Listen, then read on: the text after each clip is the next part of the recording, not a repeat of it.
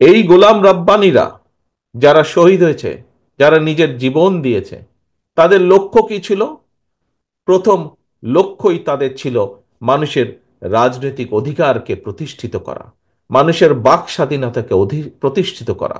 কারণ খুব সহজ কথায় যদি আমরা বলি, এই যে মানুষগুলো আপনারা এখানে যারা বসে আছেন অথবা দাঁড়িয়ে আছেন, যারা এই আজকের এই সমাবেশে উপস্থিত হয়েছেন, বিভিন্ন কথা শুনেছেন, প্রত্যেকটি মানুষের বিভিন্ন বিষয় আছে। কেউ এখানে কৃষক আছেন, কেউ এখানে ছাত্র আছেন, কেউ এখানে বিভিন্ন পেশার শ্রমিক আছেন। প্রত্যেকটি মানুষেরই বিভিন্ন বিষয় আছেন। এখন এই মানুষগুলোর বিভিন্ন রকম বিষয়ের মধ্যে বিভিন্ন রকম সমস্যা আছে। এই সমস্যাগুলো, বেকার আছেন, বহু শিক্ষিত বেকার হয়তো এখানে বসে আছেন, আপনাদের কর্মসংস্থান দরকার। বহু কৃষক আছেন, কৃষির বিভিন্ন সমস্যা আছে, পানির সমস্যা, বিদ্যুতের সমস্যা, বিভিন্ন রকম সমস্যা আছে। সেই সমস্যাগুলোর সমাধান প্রয়োজন। প্রাইমারি স্কুলের শিক্ষক বা হাই স্কুলের শিক্ষক আছেন, শিক্ষকদের বিভিন্ন সমস্যা আছে, হয়তো বেতন সমস্যা আছে, স্কুলের চাল ভাঙা সমস্যা আছে, সেগুলো ঠিক করা প্রয়োজন। ছাত্র ছাত্রীরা আছেন, তাদের বিভিন্ন শিক্ষার উপকরণ সহ বিভিন্ন বিষয় আছে যেগুলো সমস্যার সমাধান করা প্রয়োজন। সামগ্রিকভাবে এলাকার মানুষের বিভিন্ন রকম অসুবিধা সুবিধা থাকতে পারে।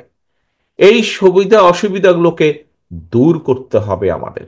এবং এই সমস্যার যদি সমাধান করতে হয়, কৃষকের সমস্যার সমাধান যদি করতে হয়, অথবা সমস্যা অন্তত কমিয়ে আনার উদ্যোগ যদি গ্রহণ করতে হয়, শিক্ষার যদি বা সমস্যা কমিয়ে আনার উদ্যোগ গ্রহণ করতে হয়, এই যে এতগুলা মানুষ আপনারা এখানে আজকে উপস্থিত হয়েছেন, প্রত্যেকটা মানুষেরই স্বাস্থ্য সংক্রান্ত বিষয় একটি আছে, গুরুত্বপূর্ণ বিষয় জীবনের। এই মানুষগুলোর যদি স্বাস্থ্য সেবা কম বেশি নিশ্চিত করতে হয়, যাতে করে একজন মানুষ, সে নারী হোক পুরুষ হোক যে কোনো বয়সেরই হোক মানুষ, সে যদি অসুস্থ হয়, সেই মানুষটা যাতে ঠিক মতন ডাক্তারের পরামর্শ পায় বা চিকিৎসা পায়, ঠিক মতন যাতে ওষুধ নিতে পারে, এরকম অনেক কিছু বিবেচনা যদি করতে হয়, তাহলে এই সমস্যাগুলো সারা দেশেই কম বেশি মানুষের আছে।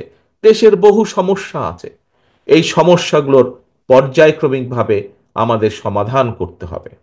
এখন এই সমাধানগুলো করতে হলে নিশ্চয়ই কাউকে তো থাকতে হবে যারা আপনাদের এই সমস্যার সমাধানগুলোর কথা তুলে ধরতে পারে।